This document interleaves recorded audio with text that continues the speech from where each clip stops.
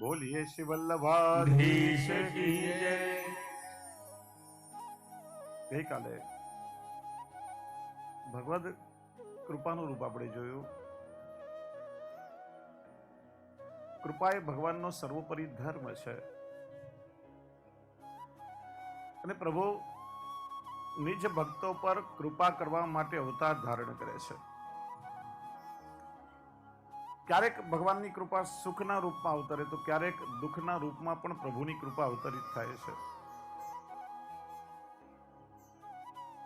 શ્રી મહાપ્રભુજી પુષ્ટિ પ્રવાહ મર્યાદા ભેદ ગ્રંથમાં સમજાવે છે,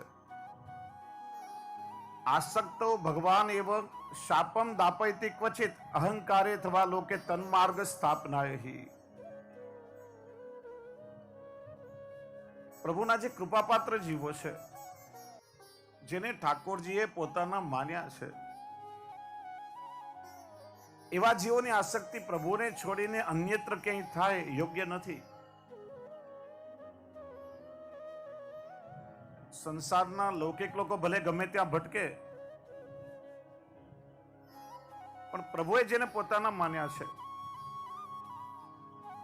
એ જીવ કદાચ ભટકવાની કોશિશ કરશે ને તો ઠાકોરજીને ભટકવા નહીં દે. પ્રભુ સિવાય અન્ય કશામાં આસક્તિ થશે, ઠાકોરજી એ સહન નહીં કરે, ઠાકોરજીને નહીં ગમે, અથવા કોઈ પણ પ્રકારનો મદ, જ્ઞાનનો મદ, રૂપનો મદ, સંપત્તિનો મદ પણ યદિ ભક્તની અંદર આવશે તો પણ શ્રી મહાપ્રભુજી આજ્ઞા કરે છે ભગવાન ચલાવી નહીં લે. અને જ્યાં જ્યાં હું બન્યું છે ત્યારે ત્યારે ભક્તને વિપત્તિ આવી છે. એવા સંજોગોમાં કોઈ શાપ દ્વારા કે કોઈ દુઃખદ ઘટના દ્વારા ઠાકોરજી કૃપા કરી પોતાના જીવના દોષને દૂર કરે છે અને પોતાના ચરણમાં ફરીથી એની અનુવૃત્તિ કરાવે છે. સુબોધનીજીમાં શ્રી મહાપ્રભુજી સમજાવે છે કે વૃત્રાસુર એના પૂર્વ જન્મમાં સંકર્ષણ સ્વરૂપમાં આસક્તિ હતી, દૈવી જીવ હતો. સંકર્ષણ સ્વરૂપે પૂર્ણ પુરુષોત્તમ નથી. એ આસક્તિ દૂર કરવા માટે ભગવાન એને શાપ અપાવ્યો.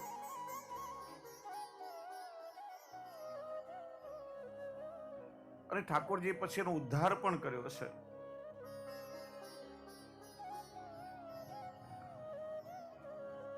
ભક્તની અંદર બીજો કોઈ દોષ હોય ને કદાચ ભગવાન એને ચલાવી પણ લે, પણ અહમ નામનો જે દોષ છે ને એને ભગવાન ક્યારે પણ ચલાવતા નથી. અને જ્યારે જ્યારે ભક્તને અહંકાર આવ્યો છે ભગવાન એને દૂર કર્યો છે કોઈ ને કોઈ પ્રકારે. બ્રહ્મ સંબંધે અહંતા મમતાનું સમર્પણ તો છે મુખ્યત્વે. આગળની વિસ્તારથી સમજશું આપણે. સામાન્ય રોગ નથી, સૌથી મોટામાં મોટો ભવરોગ છે એ છે અહંકાર. અને શ્રી મહાપ્રભુજી પણ સામાન્ય વૈદ્ય નથી. અહમ નામના રોગની દવા શ્રી મહાપ્રભુજી બતાવી, દાસોહમ. દાસ ભાવ સ્થિર થવાથી આ જીવનો અહંકાર દૂર થાય છે. પરીક્ષિતને રાજાપણાનો અહંકાર હતો અને અહંકારમાં જ ઋષિના ગળામાં સર્પ લટકાવ્યો ત્યારે ભગવાને જ ઋષિપુત્ર દ્વારા એમને શાપ અપાવ્યો, એમના અહંકારને દૂર કરી અને વળી પાછો ઠાકોરજી પોતે જ એનો ઉદ્ધાર કર્યો છે. ભાગવતનું રૂપ લઈને સ્વયં ભગવાન પોતે પધાર્યા અને પરીક્ષિતનો ઉદ્ધાર કર્યો છે. આ બધી લીલાઓ કરવાનું કારણ કોઈ કર્મના કઠોર દંડ નથી, પરંતુ પોતાના સમર્પિત જીવ, પોતાના કૃપાપાત્ર જીવ સન્માર્ગથી જરા પણ વિચલિત ન થાય અને જીવ પોતાના સન્માર્ગથી જો વિચલિત થાય તો શ્રી મહાપ્રભુજી કહે તન્માર્ગ સ્થાપનાએ હી, ફરીથી પોતાના અનુગ્રહ માર્ગમાં એને સ્થિત કરવા માટે ઠાકોરજી આવી લીલા કરે છે. કષ્ટ આપીને, વિપત્તિ આપીને, દુઃખ આપીને પણ ઠાકોરજી એ જીવના દોષોની નિવૃત્તિ કરાવે છે. કોઈ દ્રઢતાવાળો જીવ હોય, ભક્તિ માર્ગમાં કોઈ પરિપક્વ જીવ હોય, એ સમજે કે આપણ ઠાકોરજીની કૃપા, જેમ પેલી મધુર કરુણા, એમાં ઠાકોરજીની કઠોર કરુણાનો પ્રકાર છે. એ જીવ સમજે કે મારા દ્વારા કોઈ અપરાધ થયો છે અને ઠાકોરજી અપરાધની નિવૃત્તિ કરવા માટે, મને વિશુદ્ધ કરવા માટે પ્રભુએ આ ઘટના મારા જીવનમાં આપી છે. શ્રી હરિરાયજી સમજાવે છે કે ભક્તિ માર્ગમાં પ્રભુની કૃપા અનિવાર્ય છે. પ્રભુની જો કૃપા છે તો જીવના દરેક કાર્ય સિદ્ધ છે, અને જો પ્રભુની કૃપા જીવ પર નથી તો પછી જ્ઞાન, ઐશ્વર્ય, સમૃદ્ધિ બધું જ વ્યર્થ છે. આ ભગવત કૃપાનો મહિમા શ્રી હરિરાયજી બહુ સુંદર સમજાવ્યો. જીવને બધું સુલભ હોય, પણ જો ભગવાનની કૃપા એના પર ન હોય તો બધા સાધનો હોવા છતાં એ જીવને કોઈ સિદ્ધિ મળતી નથી. આત્મકલ્યાણના ઘણા સાધનો છે, પણ જો ઠાકોરજીની કૃપા નથી તો આત્મકલ્યાણના સાધનો હોવા છતાં આપણે જીવ પોતાનું કલ્યાણ નહીં કરી શકે. અર્જુનને જ્ઞાન, કર્મ, ભક્તિ, પ્રપત્તિ બધા સાધનો ગીતામાં ભગવાને બતાવ્યા. ઉદ્ધરેદ આત્મનાત્માનમ નાત્માનમ અવસાદય, તું પોતે તારું આત્મકલ્યાણ કર. તારામાં વિવેક બુદ્ધિ છે, બુદ્ધિથી તું પોતાનું કલ્યાણ વિચારી શકે છે. પણ છેવટે ભગવાનને કેવું પડ્યું? સર્વધર્માન પરિત્યજ્ય મામેકમ શરણમ વ્રજ, અહં ત્વામ સર્વ પાપેભ્યો મોક્ષયિષ્યામિ મા શુચ. એ જ શરણાગતિનો ઉપદેશ ભગવાને અર્જુનને આપ્યો છે, અને અર્જુન પ્રભુના શરણમાં આવ્યો, બિન શરતી શરણાગતિ સ્વીકારી. કૃષ્ણ અત્યાર સુધી તમને માત્ર મારા મિત્ર કે સખા ગણતો હતો, હવે તમે મારા ગુરુ પણ છો. શિષ્યસ્ત્યમ સાધિમાન ત્વામ પ્રપન્નામ, હવે તમે જે આજ્ઞા કરશો એ હું કરીશ. હવે મારા મનમાં કોઈ શંકા નથી. ત્યાર પછી જેનું પૌરુષત્વ એને પ્રાપ્ત થયું, યુદ્ધ પણ કર્યું અને વિજયશ્રી પણ એને મળી છે. શ્રી હરિરાયજીનું વચનામૃત છે કે હો સાક્ષાત પ્રભુ ભૂતલ પર પ્રગટ થયા છે.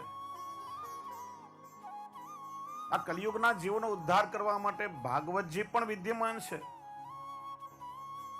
શ્રી વલ્લભે કૃપા કરી એ ભાગવતના સાર રૂપેનું મંથન કરીને સુબોધનીજી પણ પ્રગટ કર્યા છે.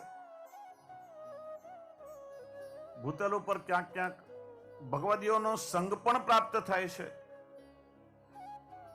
સકલ ગોળ તત્વોને સમજાવે એવા ગ્રંથો પણ વિદ્યમાન છે, અને છતાં પણ મનુષ્યની ભક્તિ માર્ગમાં પ્રવૃત્તિ થતી નથી. એ બહુ પરમ આશ્ચર્ય છે. એનું કારણ પ્રાય કૃપૈવ હરિણા કારણત્વેન રક્ષિતા. આ જોતા એવું મને લાગે છે કે ઠાકોરજીએ પોતાની કૃપા જ એમાં કારણરૂપ રાખી છે. કારણ કે બધાનો અધિકાર બધી વસ્તુનો હોતો નથી. ઠાકોરજી જેના પર કૃપા વિચારે એને જ આ વસ્તુ કલિયુગમાં સહજ સુલભ થઈ શકે છે.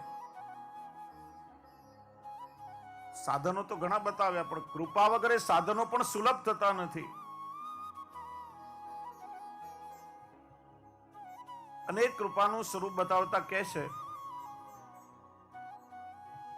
જીવના કોઈ સાધનથી જે વસ્તુ ન થઈ શકે એ કૃપાથી સિદ્ધ થશે. પ્રભુ તે સબ હોત હે, જીવ તે કશું નાહી, રાય તે પર્વત કરે और પર્વત રાય બનાય. ઠાકોરજી જે ચાહે બધું કરી શકે.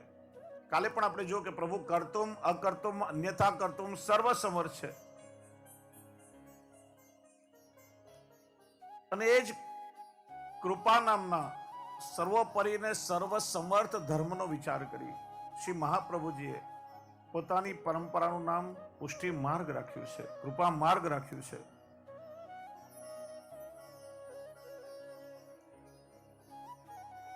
ભગવાનની કૃપા સમગ્રતાથી આપણી અંદર ઉતરે. સમગ્રતાથી એટલે જીવની અંદર એ કૃપા ઓળઘોળ બની જાય. પૂર્ણ રૂપે જીવ કૃપાનો અનુભવ કરી શકે. એ માટે શ્રી વલ્લભે આ માર્ગ પ્રગટ કર્યો છે.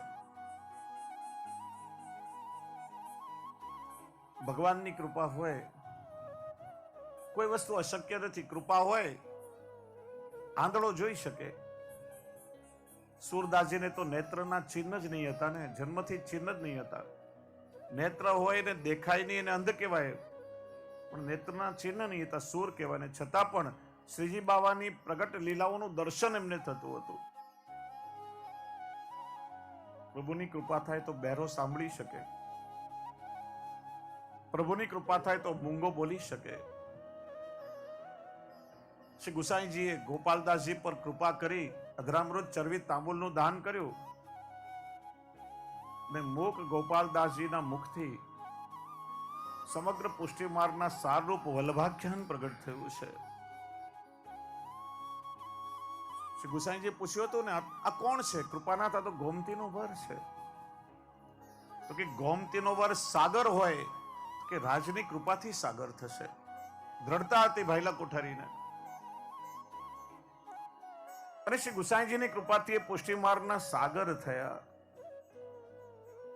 અનેક ઉદાહરણો છે આપણે ત્યાં 84-252 વૈષ્ણવની વાર્તામાં. પરમાનંદ સોની શ્રી ગુસાઈજીના સેવક હતા.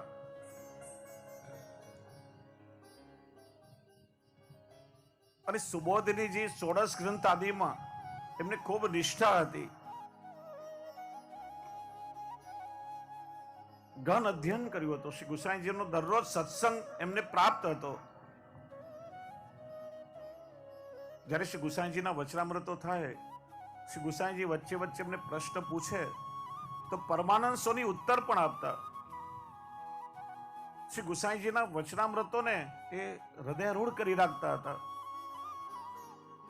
શ્રી ગુસાઈજીએ કૃપા કરી એમના હૃદયમાં ભગવદ લીલા સ્થાપી. ત્યાર પછી તો એ નિત્ય ભગવદ લીલા રસમાં નિમગ્ન રહેતા. ઘણી વાર એવું થાય, શ્રી ગુસાઈજીના ગૂઢ વચનામૃતોમાં યદિ કોઈને સમજ ન પડે અને શ્રી ગુસાઈજીને પ્રશ્ન કરે ત્યારે શ્રી ગુસાઈજી આજ્ઞા કરે, તમે જઈને પરમાનંદ સોનીને પૂછો. અને એ વૈષ્ણવ પરમાનંદ સોની પાસે જાય ત્યારે એમનો સંદેહ દૂર કરતા. એકવાર પ્રયાગના પંડિતો શ્રી ગુસાઈજીની સાથે વાદ કરવા માટે આવ્યા. શ્રી ગુસાઈજી સેવામાં બિરાજતા હતા. પરમાનંદ સોની એમને બેસાડ્યા. કહો, તમારે શું પૂછવું છે? હું તમને ઉત્તર આપું. તમારું કામ નથી, આ તો શાસ્ત્રની ચર્ચા છે. તમે વેદ શાસ્ત્રમાં શું સમજો? અરે, અમારા પ્રશ્નનો ઉત્તર તો તમારા ગુરુ પણ નહીં આપી શકે, તમારી શું વિસાત? અને ત્યારે પરમાનંદ સોનીએ રાસ પંચાધ્યાયનો એક શ્લોક કહ્યો અને એનો અર્થ પેલા પંડિતોને પૂછ્યો. પંડિતો એનો ઉત્તર ના આપી શક્યા, ભાગ્યા ત્યાંથી. અરે, જેનો એક સેવક આટલો વિદ્વાન હોય તો એના ગુરુમાં કેટલું સામર્થ્ય છે. વાદ કરવા આવેલા બધા પંડિતો ગભરાઈને ત્યાંથી ભાગ્યા છે. આવી કૃપા એમના પર થઈ છે. કૃપાનું આ કેટલું સામર્થ્ય છે. એટલે આપણે સંસ્કૃતમાં શ્લોક બોલીએ છીએ ને, મૂકમ કરોતિ વાચાલમ પંગુલ લંઘયતે ગિરિમ યત કૃપાતમ અહમ વંદે પરમાનંદ માધવમ. કૃપા થાય તો અપંગ માણસ પર્વત ઓળંગી શકે, મૂંગો બોલી શકે, આંધળો જોઈ શકે. સુરદાસજી આ કૃપાનું વર્ણન પદમાં કરે છે. વંદો ચરણ કમલ હરિરાઈ, જાકે કૃપા પંગોગીરી લંગે, અંધે કો સબ કુછ દર્શાઈ. બહેરો સુને મૂક પુની બોલે, રંક ચલે સિર છત્ર ધરાઈ. વંદો ચરણ કમલ હરિરાઈ, વંદો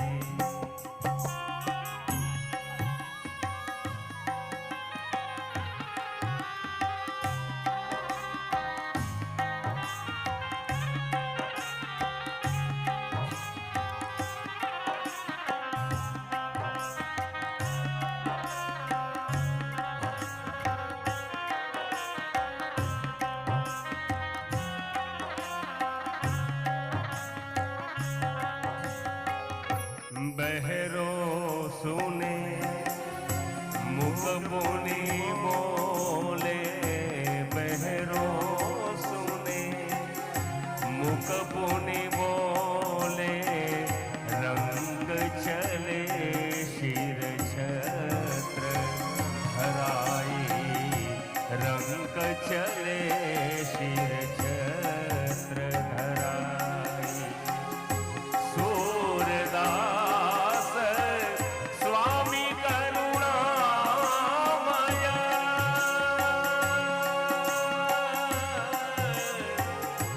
સૂરદાસ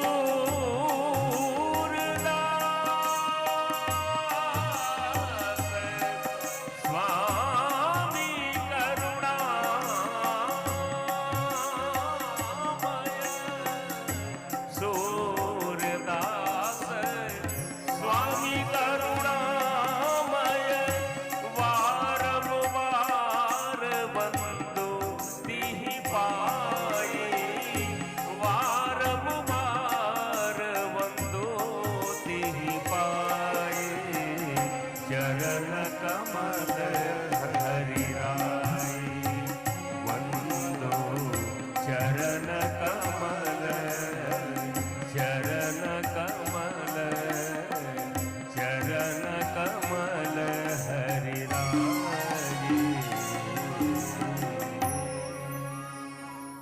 શ્રી હરિરાય ચરણ કૃપાનું સ્વરૂપ બતાવતા આજ્ઞા કરે, યત્ર અંગીકરણૈવ યોગ્યતાદિ વિચારણમ અવિલંબ પ્રભુકૃત પુષ્ટિ માર્ગસ્ય કથ્યતે. જ્યાં જીવની યોગ્યતા પાત્રતા આદિનો વિચાર કર્યા વગર અને લેશ માત્ર વિલંબ કર્યા વગર ઠાકોરજી જીવ પર કૃપા કરે, એ જ પુષ્ટિ માર્ગની વિલક્ષણતા છે. અનેક પ્રસંગો છે. પૂતના મોક્ષમાં કથા આપે છે કે જ્યારે ભગવાને પૂતનાને મારી ત્યારે પ્રભુના દૂતો ભગવાનને પૂછવા આવ્યા કે આ પૂતનાને મેં કયા નરકમાં નાખીએ. પ્રભુને જેને વિષપાન કરાવ્યું છે ને કયા નરકમાં નાખીએ. ભગવાન કે શું વાત કરો છો, નરક અને પણ પૂતનાને? જેને મેં માની ઉત્તમ ગતિ આપી છે એને નરકમાં કેમ નખાય?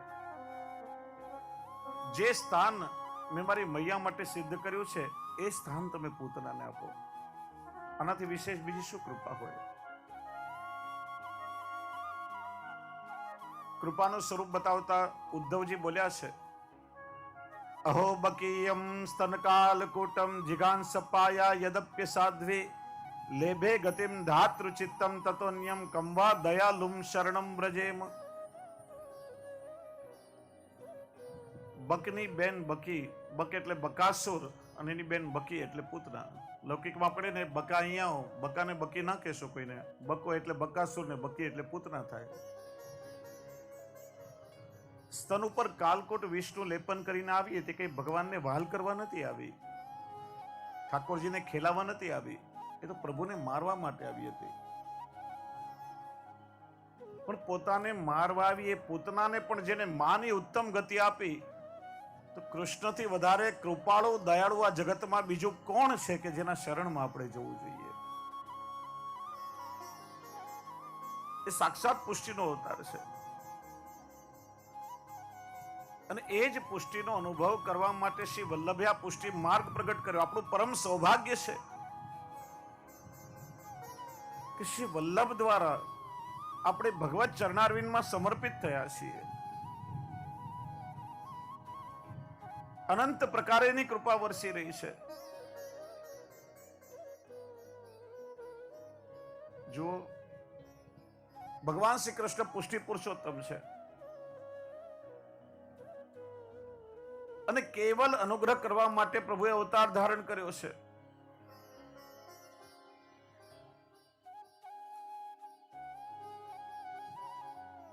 એ જ બતાવવા માટે શ્રાવણસ્યા મલે પક્ષે એકાદશ્યા મહાનિશી,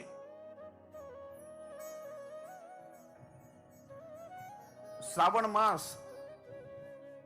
જેમાં ભગવાન શ્રી કૃષ્ણનું પ્રાગટ્ય થયું, પદમાં આવે છે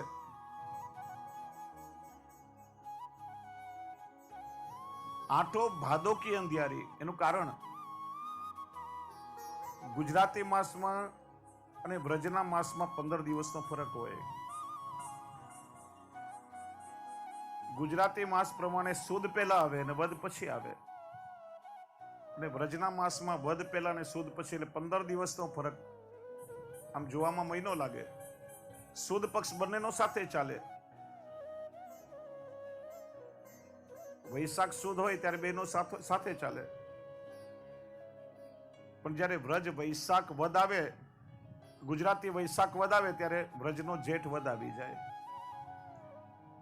આપણે ગુજરાતીઓ જાણીએ કે શ્રાવણ વદ આઠમના દિવસે ભગવાનનું પ્રાગટ્ય થયું, પણ વ્રજના માસ પ્રમાણે જુઓ તો એ ભાદરવા વદ આઠમ કહેવાય. પૂર્ણ પુરુષોત્તમ ભગવાન આનંદ કંદ સચ્ચિદાનંદ રૂપ કૃષ્ણનું પ્રાગટ્ય થયું. ભગવદીઓએ ગાયું છે, આઠો ભાદોકી અંધિયારી. અને દિવસે શું ઘટના ઘટી? જન્મ પ્રકરણના શ્લોકમાં પણ એનું વર્ણન ભાગવતજીમાં બતાવ્યું છે. भादो की अंधियारी आठे, भादो की अंधियारी,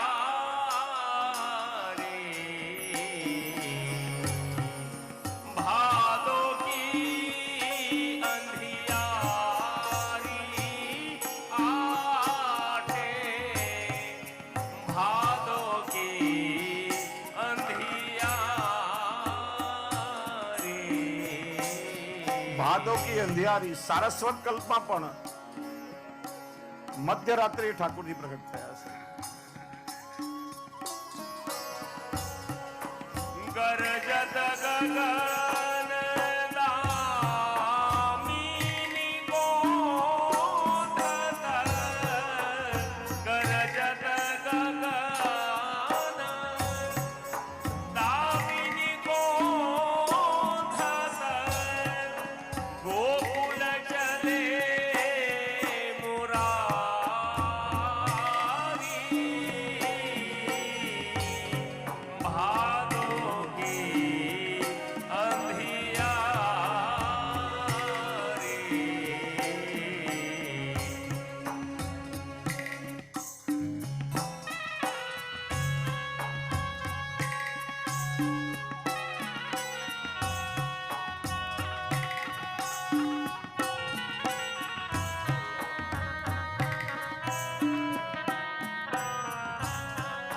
શેષ સહસ્ર ફણિમૂંડ નિવારત, શ્વેત છત્ર શિરતાન્યો,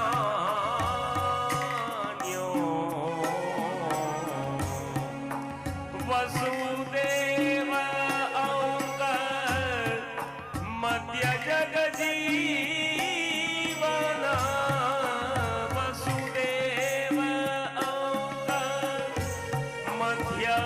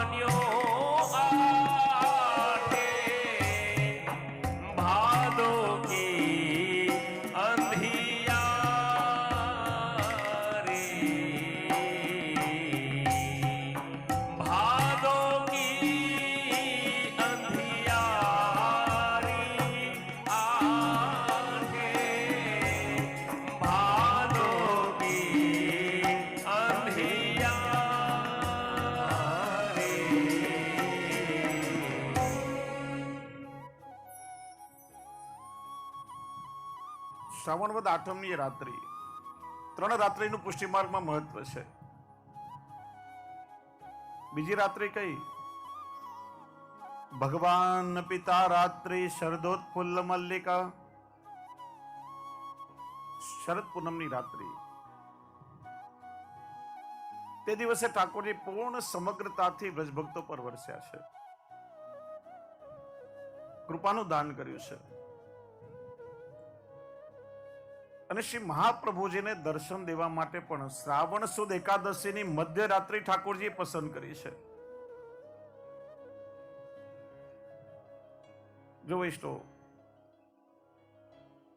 પુષ્ટિ માર્ગમાં 2 દિવસ એવા છે, શ્રાવણ સુદ 11 અને જન્માષ્ટમી.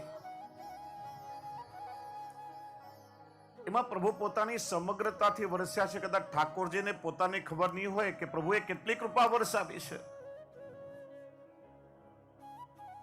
તમારી જેટલી પાત્રતા હોય એ પ્રમાણે તમે ઝીલી શકો એવી રીતે પ્રભુ વરસ્યા છે, કૃપા લૂંટાવી છે. જો વાંટવામાં ને લૂંટાવવામાં બહુ ફરક હોય. પ્રસાદ વંટાતો હોય ને, મંદિરમાં તમે જાઓ ને પ્રસાદ વંટાતો હોય તો એ વાટનાર પર આધાર રાખે છે કે કેટલો આપે. આમ કોઈની સાથે ના બનતું હોય ને તો આમ ચપટી આપે, ને કોઈ પોતાના નજીકનો હોય ને તો મુઠ્ઠી ભરીને આપી દે. પણ નંદ મહોત્સવમાં આપણે પ્રસાદ લૂંટાવીએ છીએ, અને જ્યારે લૂંટાતો હોય ને ત્યારે લૂંટનાર પર આધાર રાખે છે કે કેટલો લૂંટી શકે. તમારામાં તાકાત હોય એટલો લૂંટી શકો તમે. અહીંયા પ્રભુએ કૃપા વાંટી નથી, પ્રભુએ કૃપા લૂંટાવી છે, વરસ્યા છે પ્રભુ. આપણી અંદર ઓળઘોળ થઈ જાય એ કૃપા. શ્રાવણ માસની એકાદશી એટલા માટે વર્ષા ઋતુ એના મધ્યકાળ કહેવાય. મેઘ પૂર્ણ રૂપે વરસે એટલા માટે તો આપણે ત્યાં કહેવાય શ્રાવણના સરવૈયા. ભાદરવામાં વરસાદ વરસે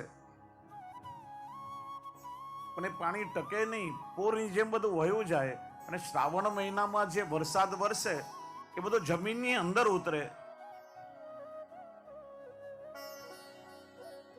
એમ પ્રભુએ કૃપા વરસાવી, અને એ કૃપાને આપણે ઝીલીએ, આપણે એમાં ઓળઘોળ બનીએ. એટલા માટે ઠાકોરજી આ માસ પસંદ કર્યો. શ્રી મહાપ્રભુજી કહે છે કે જ્યારે પ્રભુ તમારા પર પોતાની સમગ્રતાથી વરસતા હોય, પોતે પ્રભુ કૃપા કરવા પધાર્યા હોય, ત્યારે તમે એનું સ્વાગત કઈ રીતે કરશો? યુગોના અંતરાય પછી, સામાન્ય અંતરાય નથી. આપણે કહે છે ને સહસ્ર પરિવત્સર, હજારો વર્ષો વ્યતીત થઈ ગયા. આ યુગોનો અંતરાય એ દૂર કરવા માટે, ફરીથી આપણું પ્રભુ સાથે મિલન થાય, એ માટે પ્રભુ જ્યારે કૃપા કરીને વરસતા હોય ત્યારે શ્રી મહાપ્રભુજી કહે છે કે તમે પ્રભુનું સ્વાગત કઈ રીતે કરશો?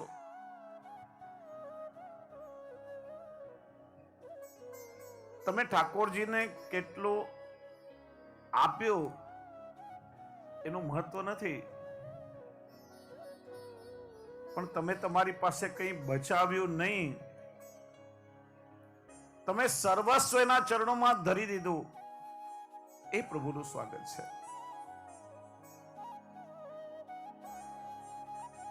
સર્વસ્વ સમર્પણમાં ક્યારેય ગણતરી થતી નથી. તમે કેટલું આપ્યું. બહુ એક સરસ મેં પ્રસંગ ક્યાંક વાંચ્યો હતો.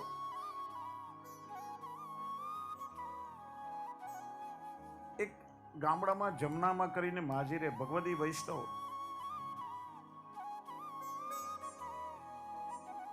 પ્રભુની સેવા કરે. અને ગામમાં એક બીજું મર્યાદા માર્ગી મંદિર પણ હતું.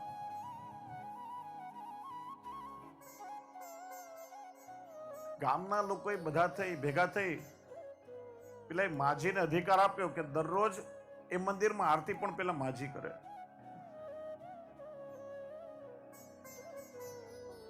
એકવાર નગર શેઠની વહુ એ ગામમાં આવ્યા. નગર શેઠના પત્ની આવ્યા. બધા કે આરતી નગર શેઠના પત્ની કરે તો સારું લાગે, પણ પેલા માજીનો અવિચ્છિન્ન અધિકાર આટલા વર્ષોથી એ માજી કરે. બધા લોકોની ઈચ્છા એવી જ હતી કે પેલા જમનામાં જ આરતી ઉતારે. નગર શેઠના પત્નીને થોડું માઠું લાગ્યું. થયું શું કે ચાલો આરતી માટે આપણે ઓછવણી કરીએ, બોલ બોલીએ. પેલા નગર શેઠના પત્ની કે મારી 1 વીઘા જમીન મંદિર માટે અર્પણ કરું. પેલા માજી કે મારી 2 વીઘા જમીન.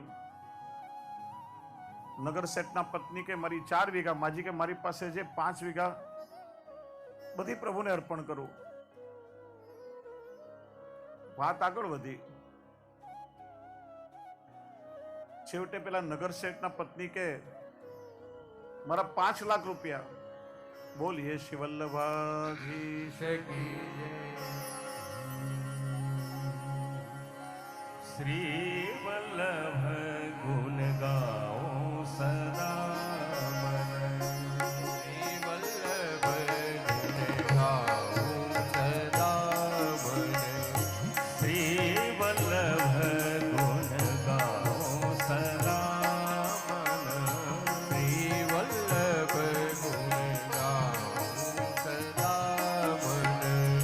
બેસો. શ્રી વલ્લભ ગુણ ગાવો. શ્રી વલ્લભ ગુણ ગાવો. શ્રી વલ્લભ ગુણ ગાઓ સદા મન. શ્રી વલ્લભ ગુણ ગાઓ સદા મન. પેલા નગર શેઠના પત્નીએ ચડાવવામાં કહ્યું કે મારા 5 લાખ રૂપિયા. માજી પાસે કે એટલું હતું નહીં. માજી કે હું મારું સર્વસ્વ પ્રભુને અર્પણ કરું છું. હવે સર્વસ્વ શબ્દ પેલા નગર શેઠના પત્નીને વખર્યો હોય. એની તૈયારી નથી કે પોતાનું સર્વસ્વ અર્પણ કરી દે. છેવટે તો આરતી માજીને કરવા મળી. ને પેલા ઘરે આવ્યા, મોઢું થોડું ફૂલાવેલું હતું. નગર શેઠે પૂછ્યું થયું શું? બધી વાત એને કરી કે પેલી 2 દોકડાની જમના ડોશી ચડાવવામાં પોતાનું સર્વસ્વ અર્પણ કરી દીધું ને આરતી મારા ભાગની એણે કરી લીધી. મારું અપમાન મને લાગ્યું. ત્યારે નગર શેઠે કે અરે ગાંડી, પેલા જમનામાં પોતાનું સર્વસ્વ અર્પણ કર્યું, તે કેમ ના કર્યું? તારે કરી દેવું જોઈએ ને. મેં ક્યાં તને ના પાડી હતી? એ નગર શેઠ પત્નીને લઈ માજી પાસે આવ્યા. જો ચતુરાઈ કોને કહેવાય? આ માજીએ તો પોતાનું સર્વસ્વ પ્રભુને સમર્પણ કરી દીધું. ત્યારે ઠાકોરજીએ કેવી કૃપા કરી. પેલા નગર શેઠ માજીને કે માજી તમારી કોઈ દીકરો નથી ને? આજથી હું તમારો દીકરો ને તમે મારી માં. માજીને આવો કરોડપતિ દીકરો એ મળ્યો. અને બીજા દિવસથી ગામમાં કોઈ પૂછે કે આરતી કોણ કરે, તો કે નગર શેઠની માં. આ નગર શેઠની ભક્તિ આરતી પોતાના ઘરની બનાવી દીધી. સર્વસ્વ સમર્પણ. પ્રભુ જ્યારે પોતાની સમગ્રતાથી કૃપા વરસાવવા પધાર્યા હોય ત્યારે કેટલું પ્રભુને ધર્યું એ મહત્વનું નથી. આપણે આપણી પાસે કશું બચાવીને રાખ્યું નથી એ મહત્વ છે. એનું નામ સર્વસ્વ સમર્પણ. એક શાયરે બહુ સરસ વાત કરી. कर्जे निगाहे यार अदा कर चुके हैं हम. मारा प्राण पृष्ठे मारा पर जे कृपानी करुणानी एक दृष्टि કરી અને કરુણાની દ્રષ્ટિનું ઋણ મેં ચૂકવી દીધું. પૂછ્યું કઈ રીતે? कर्जे निगाहे यार अदा कर चुके हैं हम, सब कुछ निसारे राहे वफा कर चुके हैं. મારી પાસે જે કઈ હતું મેં સર્વસ્વ એના ચરણોમાં સમર્પણ કરી દીધું.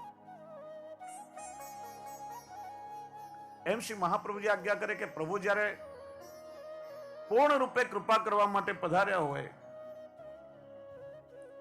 ત્યારે તમારું સર્વસ્વ અહંતા મમતારે તમે તમારી જાતને બચાવી રાખશો ને તો એ બચાવ્યું એવું કહેવાશે. હું અને મારું तन सौंप दिया, मन सौंप दिया, अब क्या है मेरे पास पिया। મારું તન મન સર્વસ્વ તમને સમર્પણ કરી દીધું. એટલે તો ભક્તો ગાય છે ને, अब सौंप दिया इस जीवन का सब भार तुम्हारे चरणों में, अब जीत तुम्हारे चरणों में और हार तुम्हारे चरणों में. હવે મારી પાસે મારું કશું બચ્યું જ નથી. જેને હું મારું માનતો હતો ત્યાર સુધી, એ બધો પ્રભુ હવે મેં આપને સમર્પણ કરી દીધું. હવે તો જે છે બસ મારી પાસે આપની કૃપા જ છે, જેના બળે મારે જીવવાનું છે. अब सौंप दिया इस जीवन का सब भार तुम्हारे हाथों में. अब सौंप दिया इस जीवन का सब भार तुम्हारे चरणों में. हे जीत तुम्हारे हाथों में, हे जीत तुम्हारे हाथों में और हार तुम्हारे हाथों में. अब सौंप दिया इस जीवन का सब भार तुम्हारे चरणों में.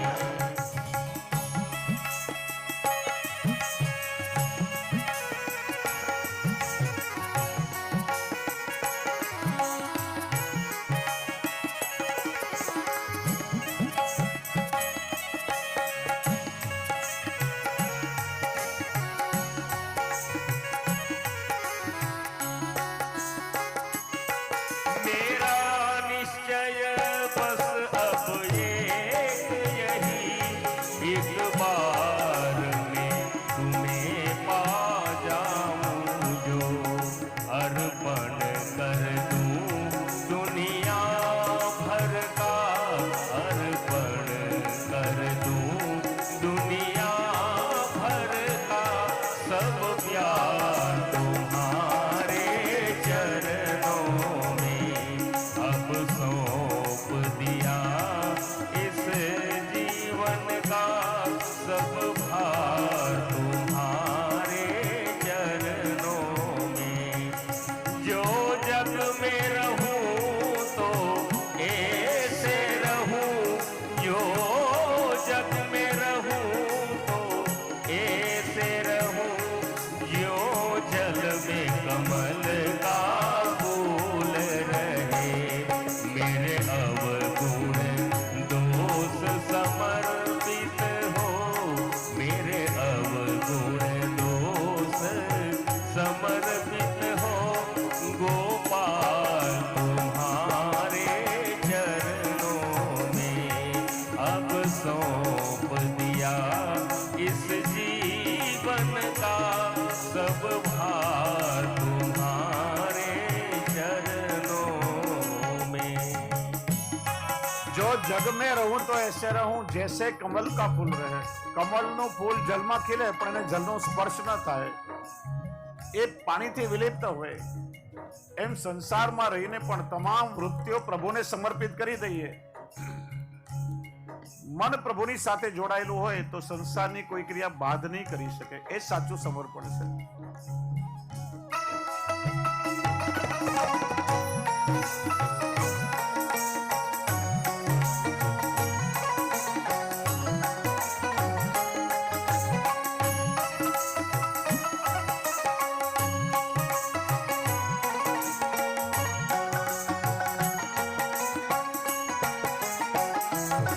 यदि मानुष की मुझे जन्म मिले, यदि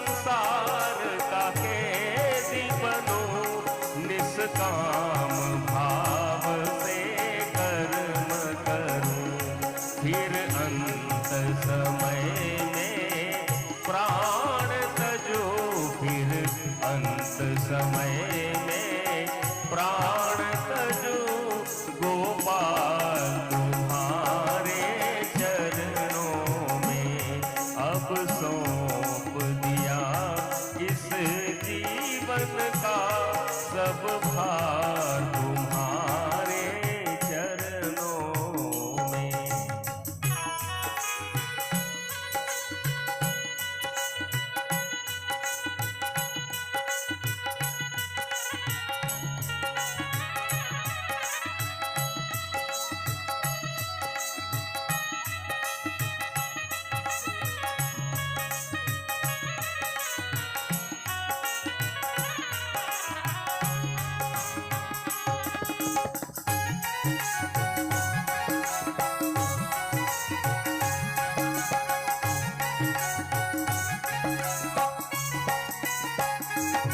मुझ में तुझ में बस भेद यही, मुझ में तुझ में बस भेद यही। मैं नर हूँ तुम नारायण हो, मैं हूँ संसार के हाथों में, मैं हूँ संसार के हाथों में। संसार तुम्हारे हाथों में, अब सौंप दिया इस जीवन का सब भार तुम्हारे चरणों में। हे जीत तुम्हारे हाथों में, हे जीत तुम्हारे हाथों में, और हार तुम्हारे हाथों में। अब सौंप दिया इस जीवन का सब भार तुम्हारे चरणों में, सब भार तुम्हारे चरणों में, सब भार तुम्हारे चरणों में। તો શ્રાવણ સુદ એકાદશીની મધ્યરાત્રિએ ઠાકોરજીએ પોતે પ્રગટ થઈને શ્રી મહાપ્રભુજીને બ્રહ્મ સંબંધ આપ્યો અને શ્રાવણ સુદ બારસના દિવસે શ્રી મહાપ્રભુજીએ દામોદરદાસ સરસાનીજીને પ્રથમ બ્રહ્મ સંબંધ આપ્યો. વાસ્તવમાં દામોદરદાસ સરસાનીજીને નિમિત્ત બનાવી સમગ્ર પુષ્ટિ સૃષ્ટિના પ્રતિનિધિ સ્વરૂપે એમને બ્રહ્મ સંબંધ આપ્યો. એટલા માટે તો પવિત્ર બારસ એ પુષ્ટિ માર્ગનો પ્રાગટ્ય દિન આપણે મનાવીએ છીએ. એ દિવસે સમગ્ર પુષ્ટિ સૃષ્ટિનો અલૌકિક જન્મ દિવસ આપણે મનાવીએ છીએ.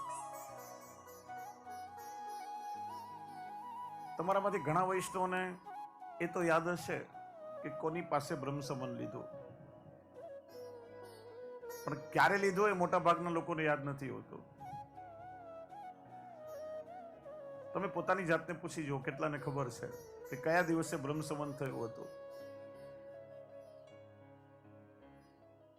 એક વૈષ્ણવના જીવનમાં એનાથી વધારે મહત્વનો દિવસ શું હોય? જુઓ, બ્રહ્મ સંબંધનો દિન એ આપણા સમગ્ર પુષ્ટિ સૃષ્ટિનો અલૌકિક જન્મ દિવસ છે.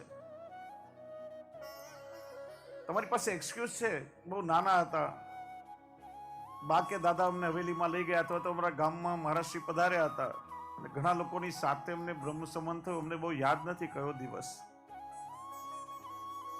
ચાલો તમે કોઈ દિવસ તમારા બાળકને યાદ અપાવ્યો કે બેટા ફલાણા આ દિવસે તને બ્રહ્મ સંબંધ થયો તો તારા માટે બહુ મહત્વનો દિવસ છે. આજે બને એટલું અલૌકિક કાર્ય કરજે. આજે ઠાકોરજીની સેવામાં હાથ પવિત્ર કરજે. આજે ગુરુદેવના સંસ્પર્શ કરવા જજે. આજે તારો અલૌકિક જન્મ દિવસ છે. આપણે પણ ક્યારે આપણા બાળકોને યાદ નથી કરાવ્યું.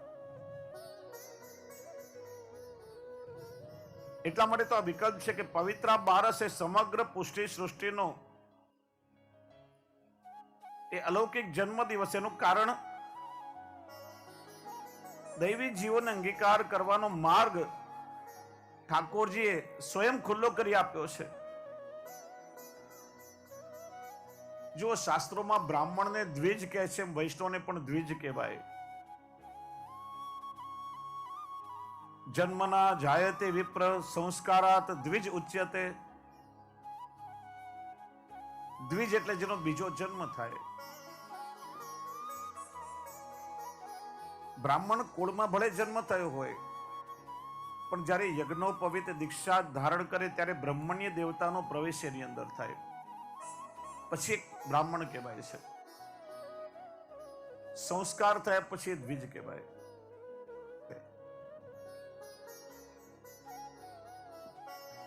પહેલો જન્મ એટલે જે નિત્ય લીલાનું સ્વરૂપ છે, જ્યાં બિરાજે છે કાયમ આપણું એક. બીજો જન્મ એટલે માતાના ઉદરમાંથી આ મનુષ્ય દેહ લઈને આપણો આધિ ભૌતિક જન્મ થયો.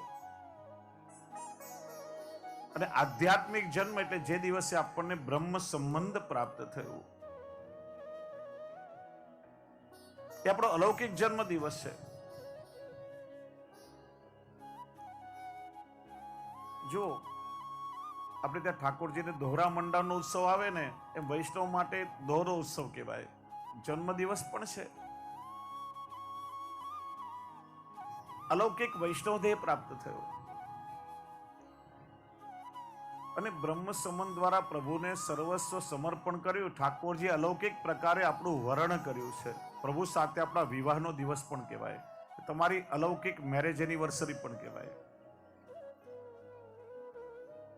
સ્વયં પ્રભુએ તમારું વરણ કર્યું છે. અને પવિત્ર એકાદશીનો ઉલ્લેખ હર્ષાનીજીની વાર્તામાં તો થયો, પણ સિદ્ધાંત રહસ્યમાં પણ શ્રી મહાપ્રભુજી કહ્યું, શ્રાવણસ્યા મલે પક્ષે એકાદશ્યામ મહાનિશી સાક્ષાત ભગવતા પ્રોક્તમ તદ અક્ષરસ ઉચ્યતે. આ ગ્રંથનું નામ સિદ્ધાંત રહસ્ય એટલા માટે કહ્યું કે પુષ્ટિ માર્ગનું એક બહુ મોટું રહસ્ય શ્રી મહાપ્રભુજી એમાં ખોલ્યું છે. રહસ્ય એટલે સિક્રેટ. ઠાકોરજી અને શ્રી મહાપ્રભુજી વચ્ચે બનેલી જે ઘટના છે, એનું રહસ્ય શ્રી મહાપ્રભુજીએ ખોલ્યું છે. જેમ ભગવાનના ભૂતલ પર પ્રગટ થવાના અનેક હેતુ બતાવ્યા, શ્રી મહાપ્રભુજી આજ્ઞા કરે છે, એક કાર્યમ ભગવત બહુધા વરદાનમ પ્રસાદકમ. પ્રભુની એક એક લીલા અનેક હેતુને સિદ્ધ કરે છે. ઘણીવાર પ્રભુ ભક્તની રક્ષા કરવા લીલા કરતા હોય, ઘણીવાર આનંદનું ધામ દેવા માટે પણ લીલા કરે. ભગવાનની લીલા અહેતુક પણ છે ને સહેતુક પણ છે. પ્રભુ જેમ અવતાર ધારણ કર્યા વગર બધું કરી શકે, અને અવતાર લઈને પણ અનેક લીલાઓ કરે છે, એવી રીતે શ્રી મહાપ્રભુજીના પ્રાગટ્યના પણ અનેક હેતુ છે. સર્વોત્તમજીમાં શ્રી ગુસાઈજી મહાપ્રભુજીના પ્રાગટ્યના અનેક હેતુ બતાવ્યા છે. શ્રી ભાગવત ગૂઢાર્થ પ્રકાશન પરાયણ. ભાગવત રૂપી અમૃતના સમુદ્રનું મંથન કરીને એના ગૂઢ રહસ્ય પ્રગટ કરવા માટે શ્રી વલ્લભનું પ્રાગટ્ય છે. દૈવોદ્ધાર પ્રયત્નાત્મક. નિત્ય લીલાથી વિખૂટા પડેલા દૈવી જીવોનો ઉદ્ધાર કરવા માટે શ્રી વલ્લભનું પ્રાગટ્ય છે. એનો પુરાવો દામોદરદાસજીની વાર્તામાં છે. दमला यह मार्ग तेरे लिए प्रकट कियो है. श्री महाप्रभु जी स्नेह थी दामोदर दास जी ने दमला कहीने बोलावता.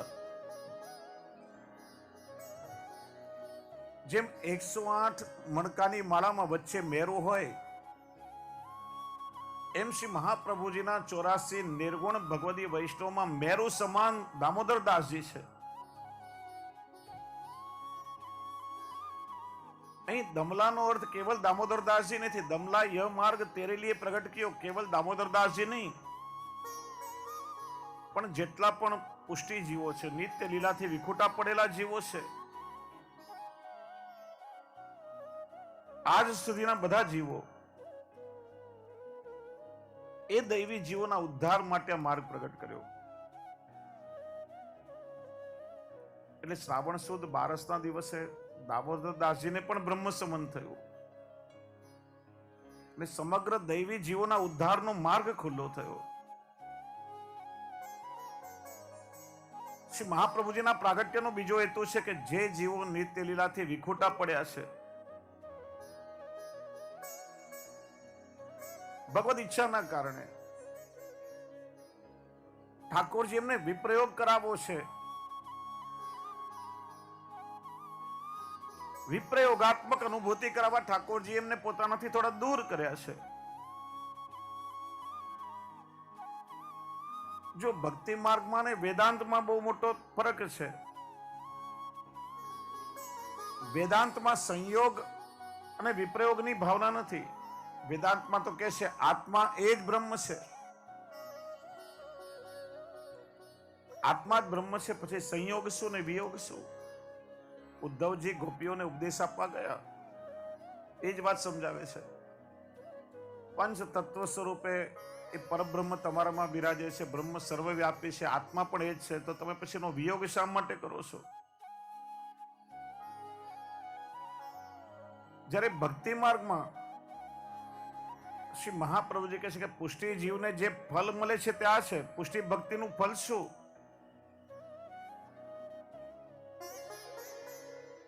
ચતુશ્લોકીમાં એનો બહુ સુંદર ઉત્તર આપ્યો. અત સર્વાત્મના શસ્વદ ગોકલેશ્વર પાદયો સ્મરણમ ભજનમ ચાપી નત્યાજ્યમ ઇતિ મે મતે.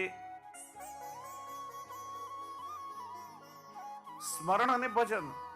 ભજન એટલે ભજ ધાતુ પરથી ભજન શબ્દ છે. ભજન એટલે કીર્તન નહીં, ભજન એટલે સેવા. સંયોગ અને સ્મરણ એટલે વિપ્રયોગ. આ બંને દ્વારા શૃંગાર અધૂરો છે.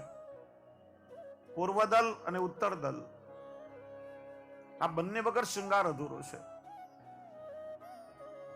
ભક્તિ માર્ગમાં વિપ્રયોગને પરમ ફલરૂપ માનવામાં આવે છે. એટલે જો ભગવાનનું શું નામ પડ્યું ભાગવતજીમાં? બરહા પેડમ નટવર વપુઃ કર્ણયો કર્ણિકારમ. પ્રભુનું નામ છે ત્યાં નટવર.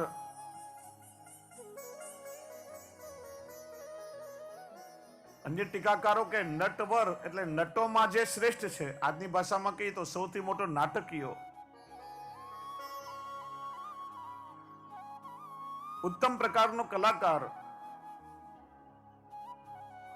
પણ શ્રી મહાપ્રભુજીએ બહુ ગૂઢ અર્થ કર્યો. નટસ્ય વરસ્ય. નટ એટલે જે વિપ્રયોગ રસનો અનુભવ કરાવે, અને વર એટલે જે સંયોગ રસનો અનુભવ કરાવે. જે પ્રભુનો રસાનુભવ કરાવે એ પુષ્ટિ ભક્તિનું ફલ છે. વૈષ્ણવ, તમને કોઈ પૂછે કે તમે ઠાકોરજીની સેવા કરો છો તો સેવાનું ફલ શું? હા, ઠાકોરજીની સેવાનું ફલ શું કહેશો? કોઈ તમે ઠાકોરજીની સેવા કરી રહ્યા છો તો પ્રભુની એ સેવાનું શું ફલ તમને મળે?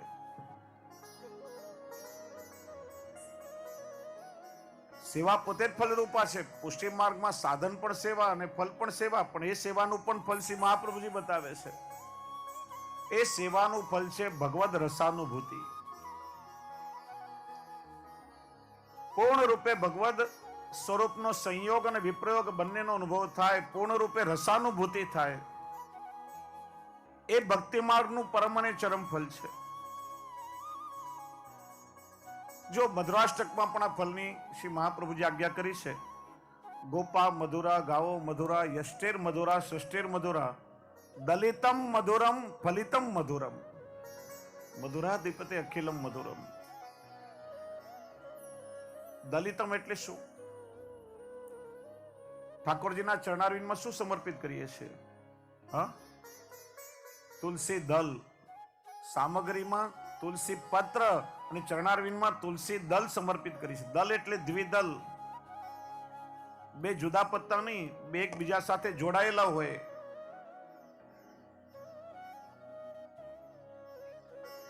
એકમાંથી જે બે થાય એ દલ. દાખલા તરીકે ચણો હોય તો આપણે શું કહીએ? આખો ચણો. પણ એ ચણાના બે ભાગ થાય તો શું કહેવાય? ચણાની દાલ. આ દલ પરથી દાલ શબ્દ પડ્યો છે.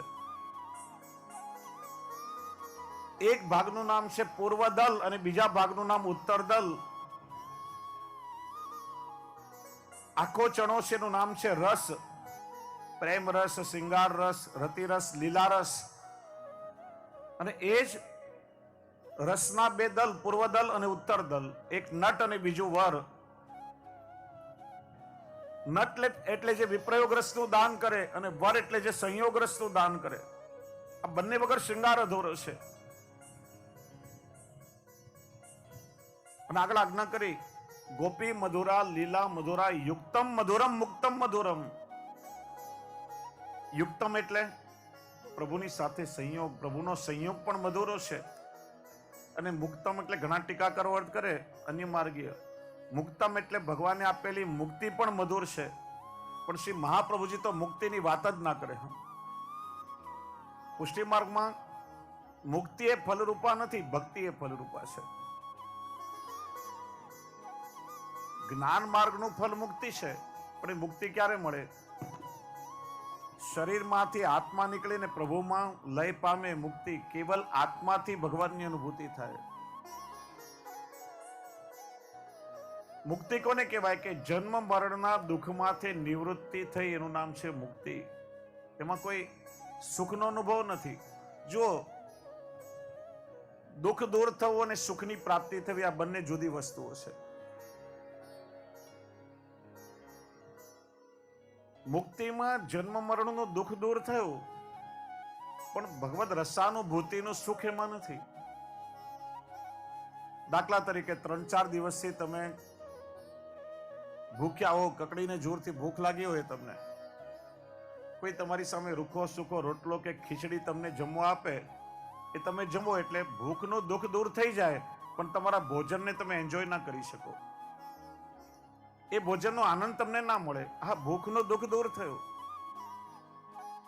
પણ 3-4 દિવસથી કકડીને ભૂખ લાગી હોય, રસગુલ્લા, રસમલાઈ, ગુલાબ જાંબુ જે તમને ભાવતું હોય એ ભાવતા વ્યંજન કોઈ તમારી સામે મૂકે તો ભૂખનું દુઃખ પણ દૂર થાય અને એ ભોજનનો આનંદ પણ તમે માણી શકો. દુઃખની નિવૃત્તિ અને સુખની પ્રાપ્તિ બંને જુદી વસ્તુ છે. મુક્તિમાં કેવલ દુઃખની નિવૃત્તિ છે, સુખની પ્રાપ્તિ નથી. એટલે મહાપ્રભુજી ક્યારે મુક્તિની વાત ના કરે. અહીંયા મુક્તમ મધુરમ, યુક્તમ એટલે સંયોગ અને મુક્તમ મધુરમ એટલે પ્રભુનો વિપ્રયોગ પણ મધુરો છે, પણ રસરૂપ છે એમ શ્રી મહાપ્રભુજી આજ્ઞા કરે છે.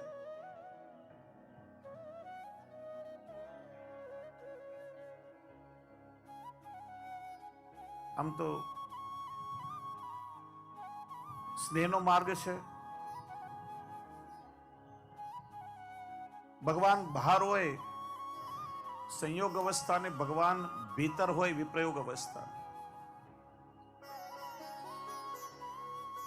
ભગવદ ગીતા તો કહે છે સર્વસ્ય ચાહમ હૃદય સન્નિવિષ્ટો મત્ત સ્મૃતિર જ્ઞાન મહોપનમ ચ. ઉપનિષદો પણ કહે છે એકો દેવ સર્વભૂતેષુ ગૂઢા. ભગવાન બધાની અંદર છે અને ભગવાન આનંદ સ્વરૂપ છે. એ આનંદ સ્વરૂપ બધાની અંદર જો વિદ્યમાન હોય તો ઘણી વાર આપણે કહીએ ને ભાઈ બિલકુલ મને આનંદ નથી, આનંદ તિરોહિત થઈ જાય. એનું કારણ શું? અરે વાસ્તવમાં ભગવાન બધાની અંદર છે,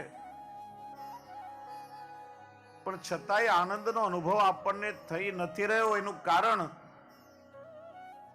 માયાનું આવરણ. જો આવરણ બે પ્રકારના છે. બહુ ગૂઢ વાત છે, ધ્યાનથી સાંભળશો તો સમજાશે. સર્વત્ર ભગવાન છે, આપણી ભીતર પણ ભગવાન છે, પણ એનો અનુભવ કેમ નથી થતો? કારણ કે બે આવરણ ભગવાને મૂક્યા છે. પોતાને ભગવાને માયાના આવરણથી ઢાંક્યું છે. ભગવાન જે પીતાંબર ધારણ કરે છે એ માયારૂપ છે. પોતાના આનંદ સ્વરૂપને ઢાંકી દેવા માટે પ્રભુ પીતાંબર ધારણ કરે છે.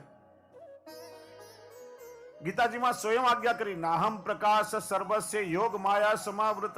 હું યોગ માયાથી આવૃત થવાના કારણે બધા મને જોઈ શકતા નથી. પોતાના પર ભગવાને માયાનું આવરણ મૂક્યું છે અને આપણા બધા પર ભગવાને અવિદ્યાનું આવરણ મૂક્યું છે. ડબલ સિક્યુરિટી ભગવાને રાખી છે.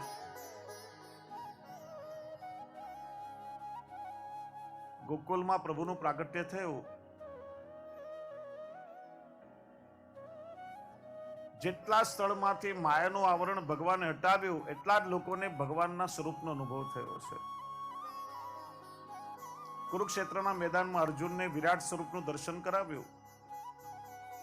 ભીષ્મ પિતામહ પણ હતા, યુધિષ્ઠિર પણ હતા, દુર્યોધન પણ હતા, કૌરવ બધા જ હતા ને બધાને કઈ ભગવાનના સ્વરૂપનું દર્શન નથી થયું.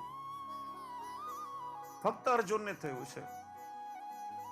જેના પરથી માયાનું આવરણ હટે એને ભગવાનના સ્વરૂપનો અનુભવ થાય. એટલે પોતાના પર તો માયાનું આવરણ મૂક્યું, પણ સાથે જીવ ઉપર ભગવાને કલિયુગમાં અવિદ્યાનું આવરણ મૂક્યું છે. પંચ પર્વા અવિદ્યાના કારણે આપણને ભગવાનનો અનુભવ નથી થતો.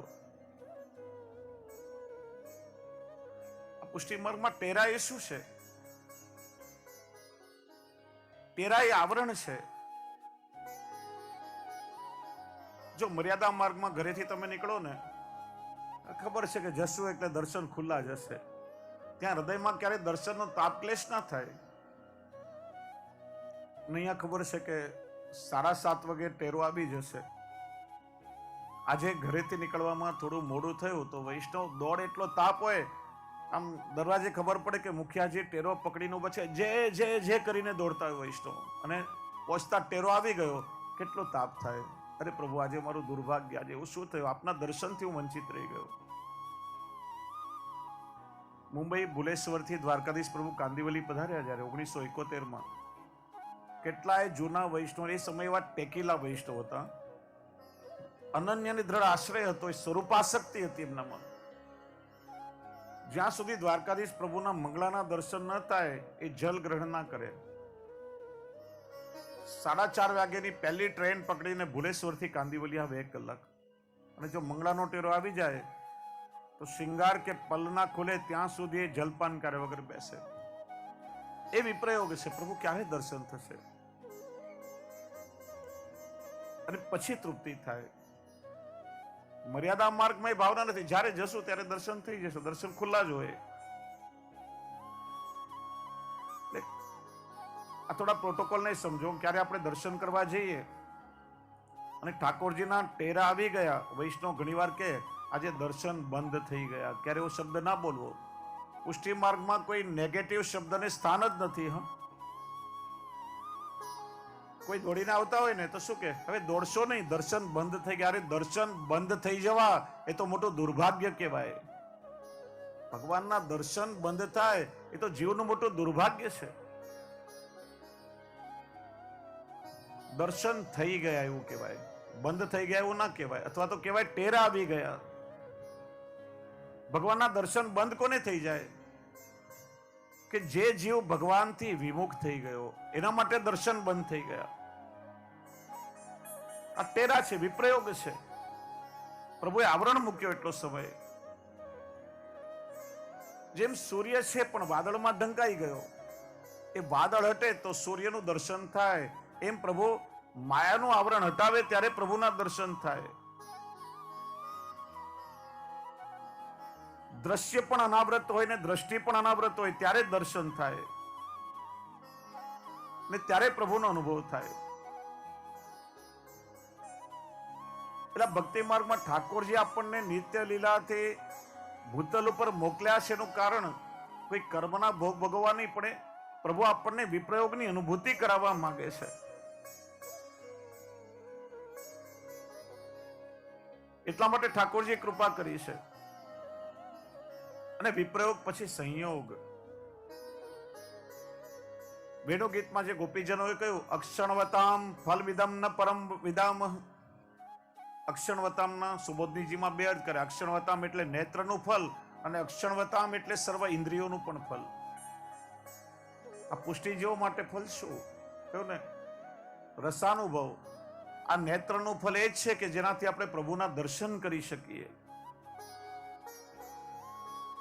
કર્ણનું ફલ એ જ છે કે જેનાથી પ્રભુના વચનામૃત કે વેણુનાદનું શ્રવણ કરી શકીએ. એકાદશ ઇન્દ્રિયોથી પ્રભુની અનુભૂતિ થાય, એ જ ઇન્દ્રિયો ધારણ કરવાનું પરમ ફલ છે. ભાગવતજીના શ્લોકોનો બેઠો અનુવાદ ગોસ્વામીજીએ ઘણી જગ્યાએ માનસમાં કર્યો છે. પ્રભુએ આપણને જીવા આપી છે, તો એ જીભથી ભગવત ગુણાનુવાદ ગવાય ત્યારે એને રસ ના કહેવાય, ત્યારે જીભ રસરૂપ થઈ ગઈ, એનું પરમ ફલ છે. નહીં તો જો નહીં રટે રામ ગુણ ગાના, સો જીએ દાદુર જીએ સમાના. દેડકાની જીભની જેમ કેવલ ભભડાટ કરે.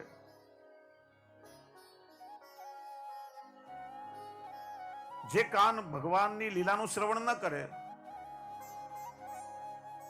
શ્રવણ રંધ્ર અહીં ભવન સમાના, કેવલ વિષયની વાતો સાંભળે, એમાં વિષયના વિષધરો વાત કરે, એ સર્પના રાપડા જ સમાન છે.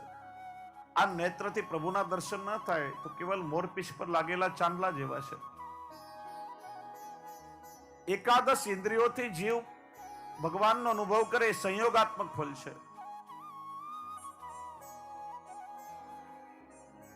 જે રીતે લીલામાં સારસ્વત કલ્પમાં બ્રજ ભક્તોએ ઠાકોરજીની પૂર્ણ રૂપે અનુભૂતિ કરી, એ જ અનુભૂતિ નિત્ય લીલાથી વિખૂટા પડેલા જીવોને ભૂતલ પર કરાવી છે. એ જ સમગ્રતાથી કૃપા વરસાવવા ઠાકોરજી શ્રાવણ સુદ 11ના મધ્યરાત્રિએ પ્રગટ થયા.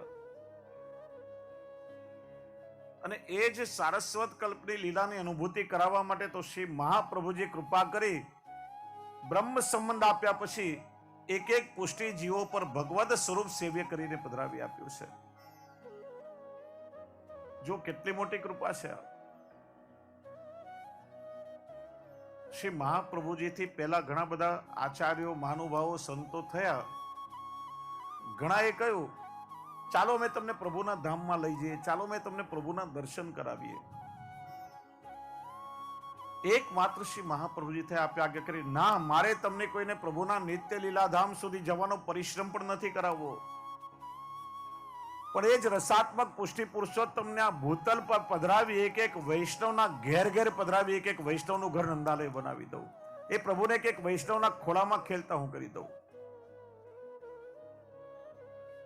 કેમ કે પ્રભુના દર્શન એ તો મર્યાદા ફળ છે. શાસ્ત્ર કહે છે કે જેને ભગવાનના દર્શન થાય એને મુક્તિ મળી જાય, બીજો જન્મ ના લેવો પડે. પણ શ્રી મહાપ્રભુજી એ જ નિત્ય લીલાધામમાં એ અનુભૂતિ છે, એ ભૂતલ પર જીવોને કરાવવા માંગે છે.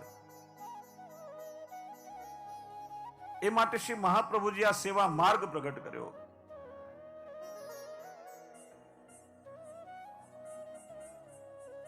ભાગવતજીમાં વત્સાપરણ લીલામાં આવે છે કે બ્રહ્માજી વાછરડાને ગોપ બાળકોનું હરણ કરીને લઈ ગયા અને ઠાકોરજીએ એટલા સ્વરૂપ પોતાની આત્મ સૃષ્ટિમાંથી પ્રગટ કર્યા અને દરેકને સુખ આપ્યું છે. એમ એક એક પુષ્ટિ ભક્તના ઘરે અને પુષ્ટિ ભક્તના હૃદયમાં પ્રભુને પ્રગટાવવા માટે શ્રી મહાપ્રભુજી પ્રગટ થયા છે. બોલીએ શ્રી વલ્લભાધીશ કી જય. પ્રભુની નિત્ય લીલાથી વિખૂટા પડેલા જીવોને ફરીથી પ્રભુની સન્મુખ કરાવવા માટે શ્રી વલ્લભનું પ્રાગટ્ય છે. અને એવા શ્રી મહાપ્રભુજીને ચિંતા થઈ.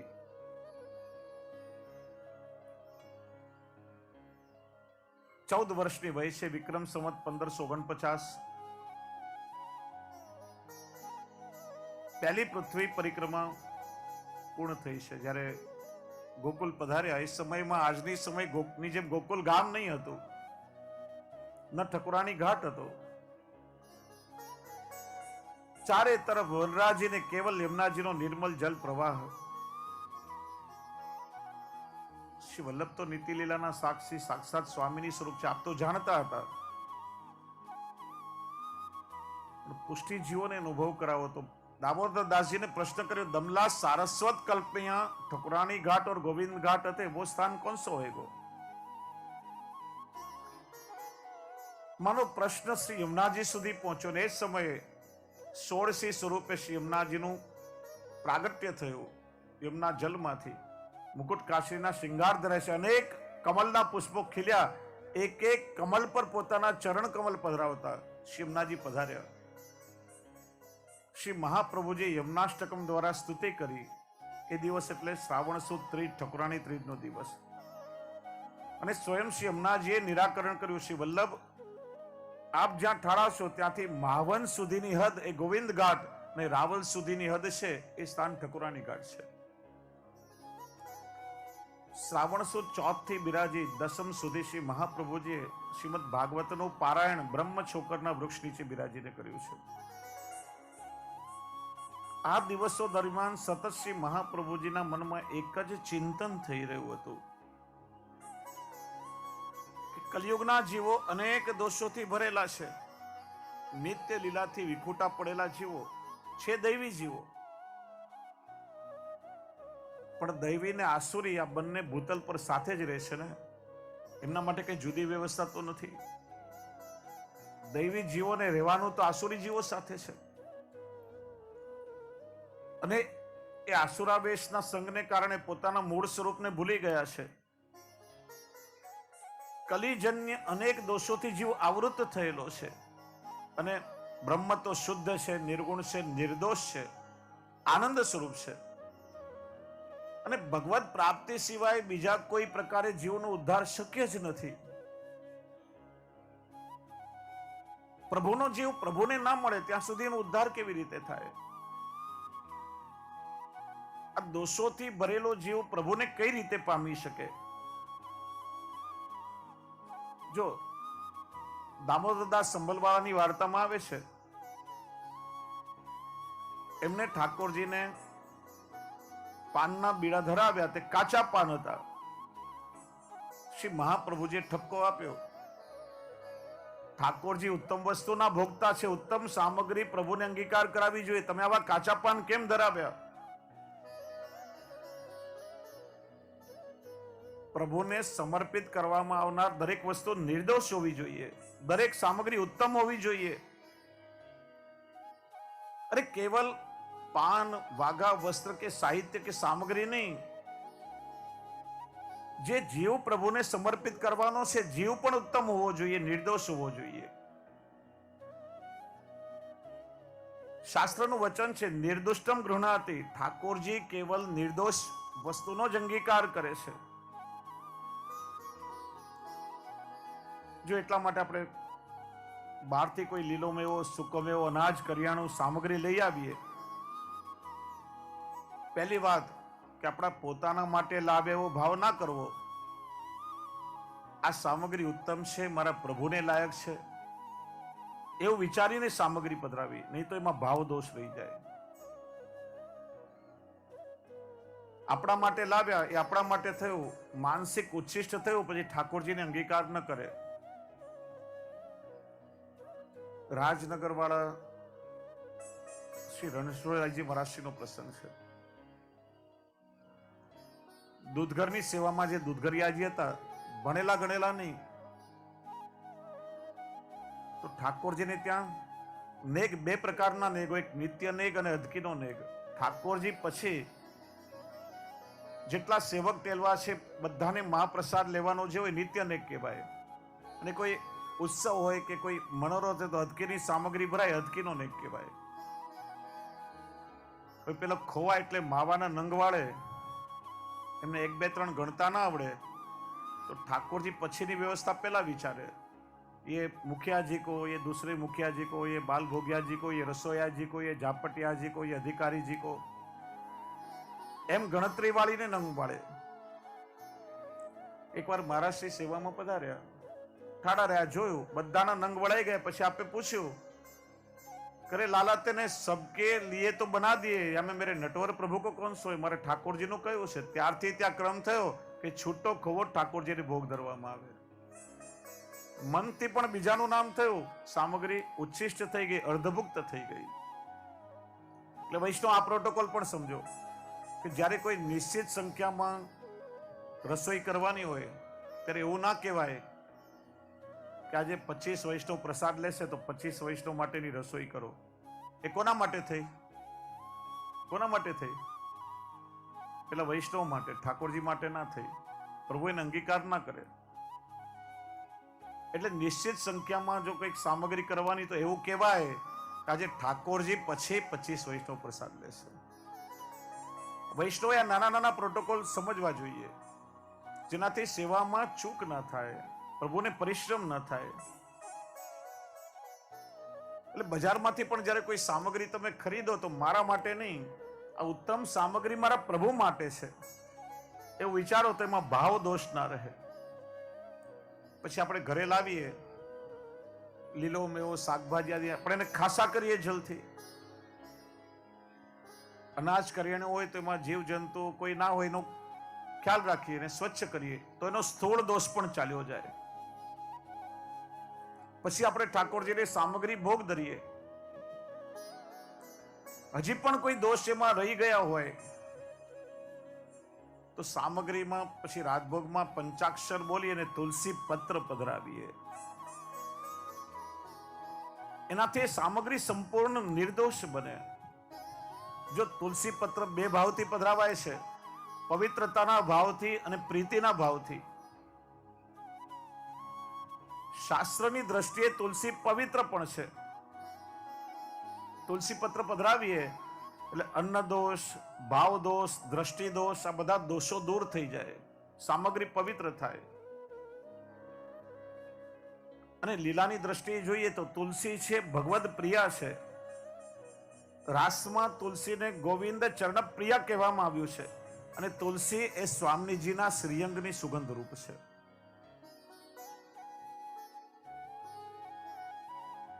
જ્યારે તુલસી પત્ર પધરાવી શંખોદક ધૂપદીપ કરી પેરા લઈએ. શંખોદક છે, શંખ એ સ્વામીજીના અધરોનું સ્વરૂપ છે. રાધા અધર સુધાવીના પીઓને બીજું કઈ ન ભાવે. એ દરેક સામગ્રી સ્વામીજીના અધર સુધારૂપ થાય ત્યારે ઠાકોરજી અંગીકાર કરે. અને પછી આપણે ટેરો લઈએ ત્યારે સ્વયં સ્વામીજી પ્રગટ થઈ અને મનોહાર કરીને એક એક સામગ્રી ઠાકોરજીનો રોગાવે છે. એટલે તુલસી એ પવિત્રતા માટે પણ છે અને પ્રીતિ માટે પણ છે. બંને ભાવથી તુલસી સમર્પિત કરીએ છીએ. તો જેવી રીતે દરેક સામગ્રી નિર્દોષ હોય એમ જીવ પણ દોષયુક્ત છે.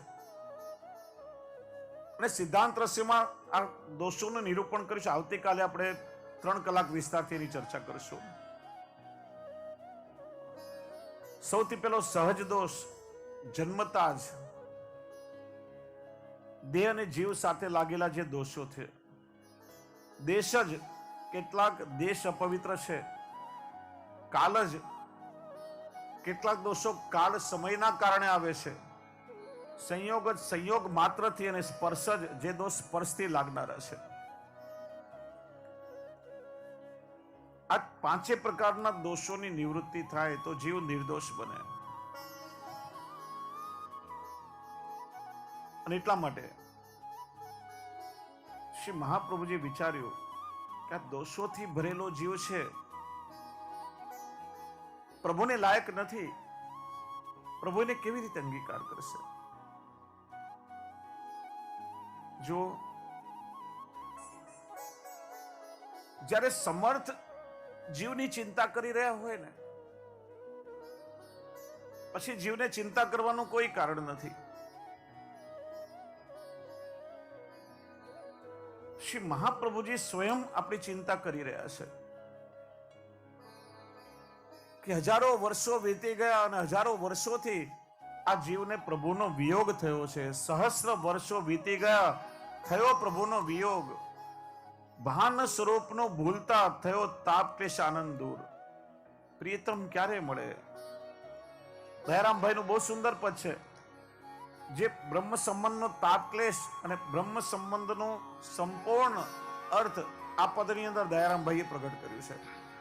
સહસ્ર વર્ષો વીતી ગયા, થયો પ્રભુનો વિયોગ. સહસ્ત્રો વર્ષ વીતી ગયા રે, થયો પ્રિય પ્રભુનો વિયોગ રે, પ્રીતમ ક્યારે મળે રે. સહસ્ત્રો વર્ષ વીતી ગયા રે, થયો પ્રિય પ્રભુનો વિયોગ રે,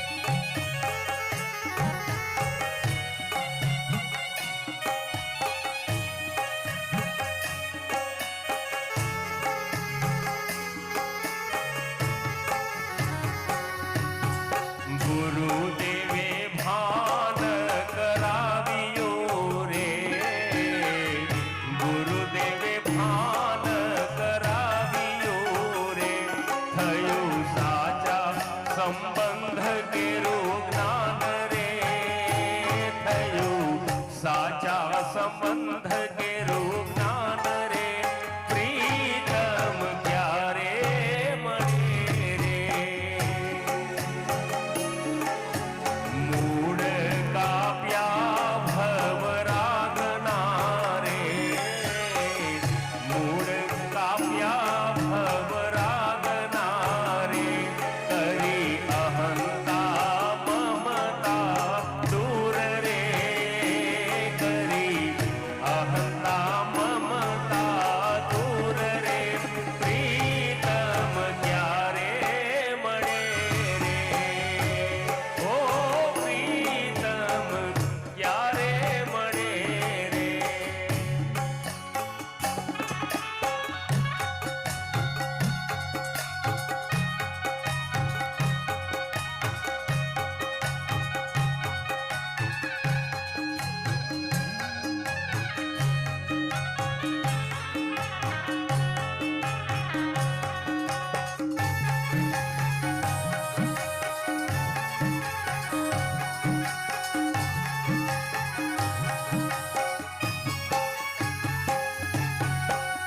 અહંતા વસેલી દેહ મારે અહંતા વસેલી દેહ મારે તે અર્પો પ્રભુજીને ચરણે તે અર્પો પ્રભુજીને ચરણે પ્રીતમ ક્યારે મળે રે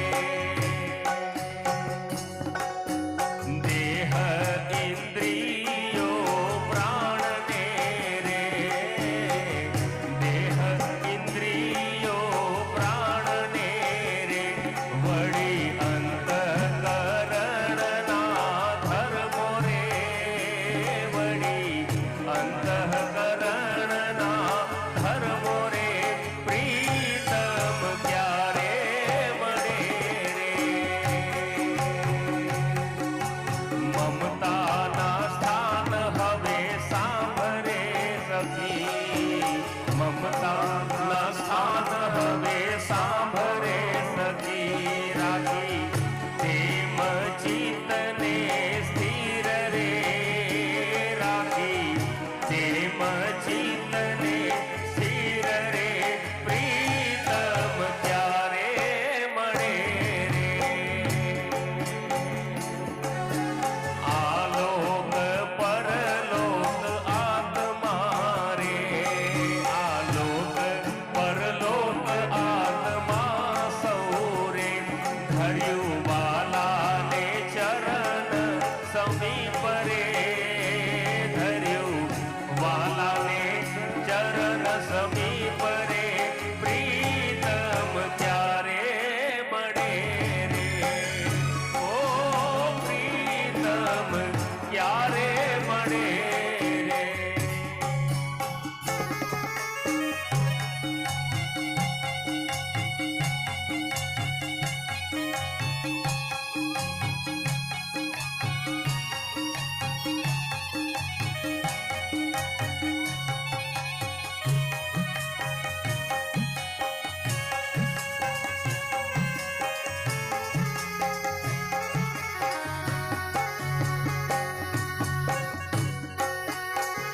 હે થયા વાલાને સૌ લાડલા રે વાલે નિશ્ચય કર્યો અંગીકાર રે વાલે નિશ્ચય કર્યો અંગીકાર રે પ્રીતમ ક્યારે મળે રે આત્મ સંબંધ થયો પ્રિય શું રે આત્મ સંબંધ થયો પ્રિય શું રે થઈ અપ્રિય સંસારની રીત રે એ થઈ અપ્રિય સંસારની રીત રે પ્રીતમ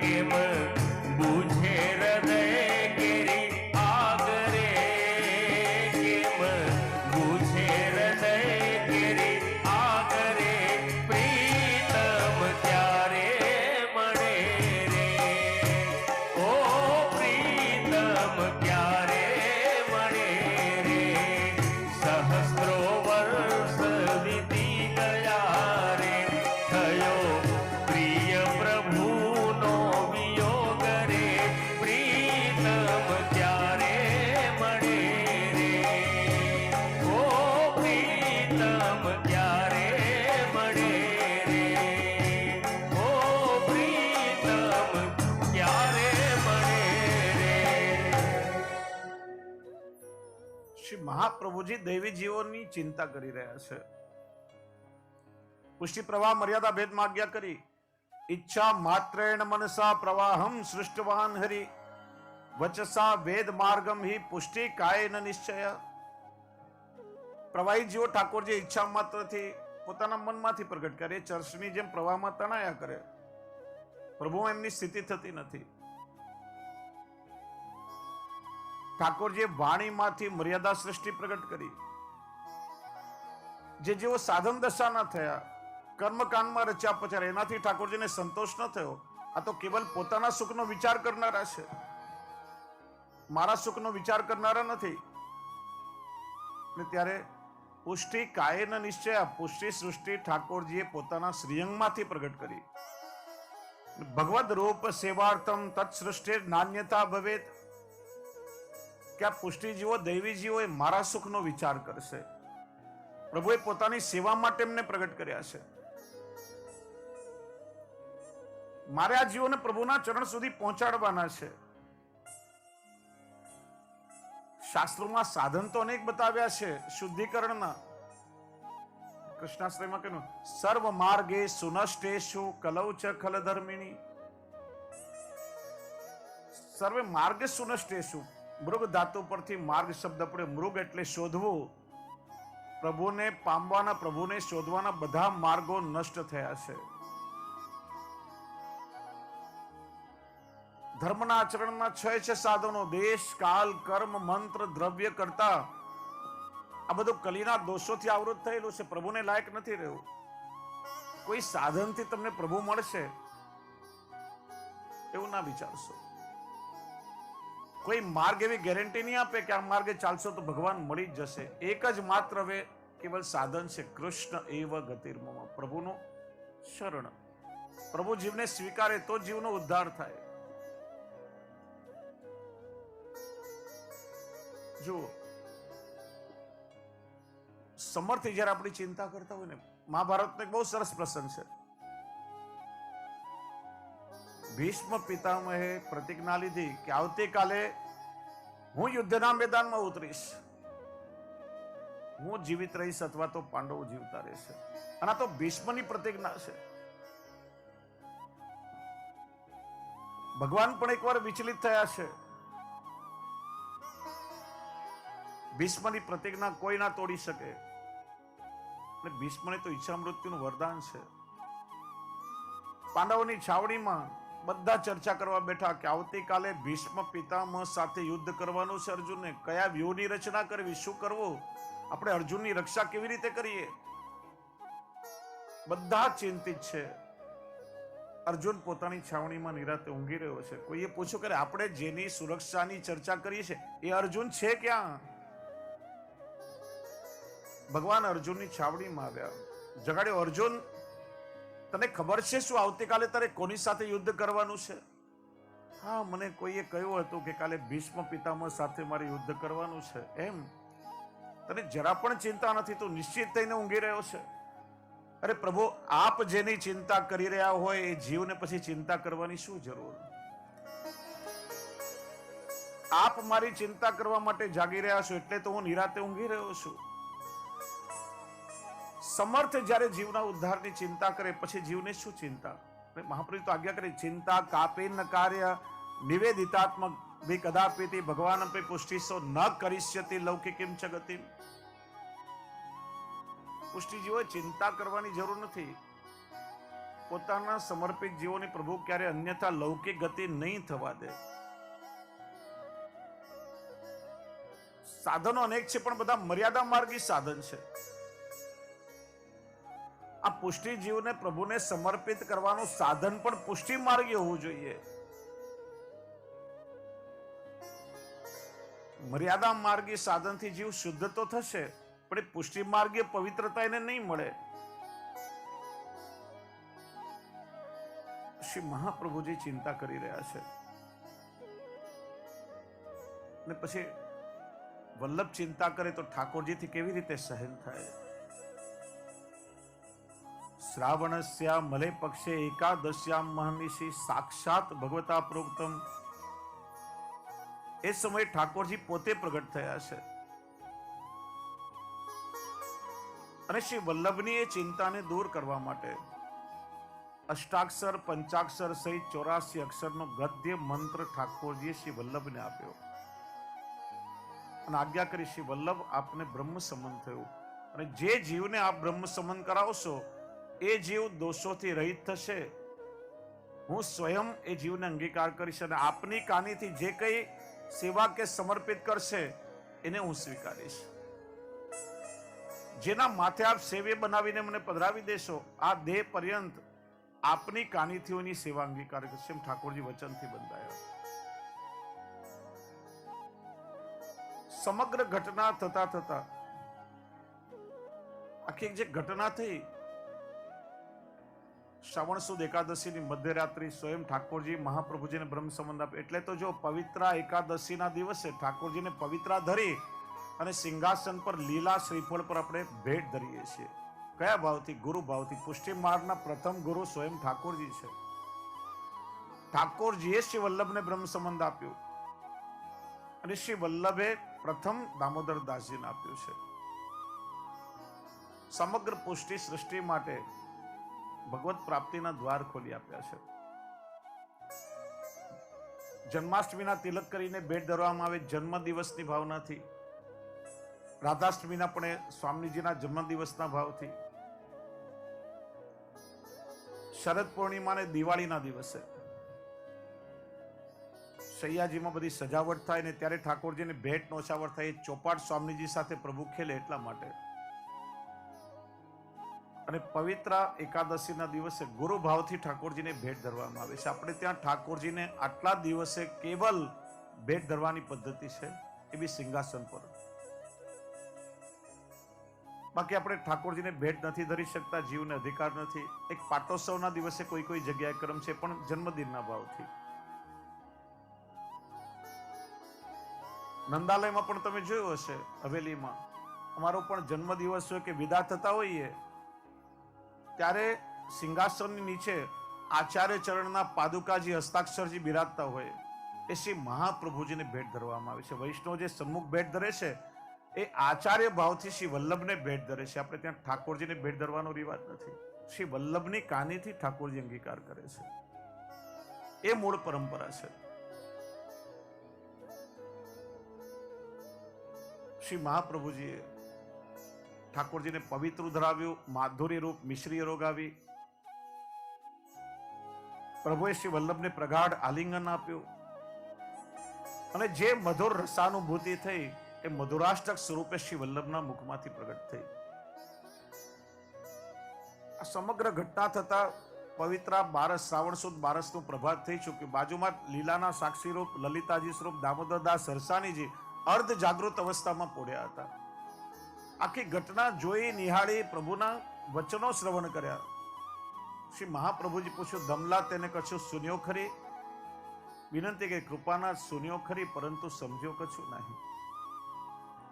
ભગવદ વાણી સાંભળી, પણ જ્યાં સુધી ગુરુની કૃપા ન થાય ભગવદ વાણી જીવની સમજમાં ન આવે. આપ કૃપા કરો તો વાણી સમજાય, નહીં તો ભગવદ વાણી હું કેવી રીતે સમજું? જો ભાગવતજીમાં પણ એક પ્રશ્ન થાય કે બધા જાણે કે નારદજી આવીને વ્યાસજીને ઉપદેશ આપ્યો અને પછી સમાધિમાં અનુભવ થયો, પણ વ્યાસજી યદિ ભાગવત જાણતા ન હોય તો પુરાણો તો પેલા રચાઈ ગયા છે અને પદ્મ પુરાણ ને સ્કંદ પુરાણમાં ભાગવતનું મહાત્મ્ય બતાવ્યું છે. પદ્મ પુરાણમાં 6 અધ્યાયમાં, સ્કંદ પુરાણમાં 4 અધ્યાયમાં જો વ્યાસજી ભાગવતને જાણતા ન હોય તો મહાત્મ્ય કેવી રીતે બતાવે? કે જાણતા તો હતા પણ હજી સુધી ગુરુના મુખથી શ્રવણ કર્યું નથી. અને ત્યારે જ નારદજી આવીને ઉપદેશ આપ્યો અને પછી સમાધિમાં બેઠા અને લીલાનો અનુભવ થયો છે. એમાં ભગવદ વાણી છે, ભગવતા પ્રોક્તમિતિ ભાગવત, પ્રભુની વાણી છે, ગુરુની કૃપાથી જ સમજમાં આવે. એમ ઠાકોરજીએ સ્વયં 84 અક્ષરનો ગદ્ય મંત્ર આપ્યો. ભગવદ વાણી શ્રી વલ્લભની કૃપા સિવાય જીવના સમજમાં ના આવે. આપ કૃપા કરો તો સમજમાં આવે. ત્યારે શ્રી મહાપ્રભુજા કરી જાઓ યમુનાજી में સ્નાન करके आओ. પ્રથમ બ્રહ્મ સંબંધ દામોદરદાસ સરસાનીજીને કરાવ્યો અને પુષ્ટિ માર્ગનો સમગ્ર સિદ્ધાંત તેમના હૃદયમાં સ્થાપિત કરવા સિદ્ધાંત રહસ્ય ગ્રંથ એમને સમજાવ્યો. જેમ 8.5 શ્લોકમાં જન્મ પ્રકરણમાં વર્ણન આવે છે પ્રભુના પ્રાગટ્યનું, એમ 8.5 શ્લોકનો સિદ્ધાંત રહસ્ય છે. કેમ કે સાક્ષાત જેમ ઠાકોરજી એ સમય પ્રગટ થાય એમ ઠાકોરજી અહીંયા પણ સાક્ષાત પ્રગટ થઈને શ્રી વલ્લભને બ્રહ્મ સંબંધ આપે. અષ્ટાક્ષરનો ભાવાર્થ, પંચાક્ષરનો ભાવાર્થ, 84 અક્ષરના ગદ્ય મંત્રનો ભાવાર્થ સિદ્ધાંત રહસ્યના સૂક્ષ્મ અર્થ સાથે આપણે આવતીકાલના સત્રમાં સમજશું. આજના સત્રને વિરામ આપીએ અને અમારા લઘુભ્રાતા શ્રી પુરુષોત્તમલાલજી બિરાજે છે એમના વચનામૃતનું આપણે શ્રવણ કરીએ. બોલીએ શ્રી વલ્લભાધીશ કી જય.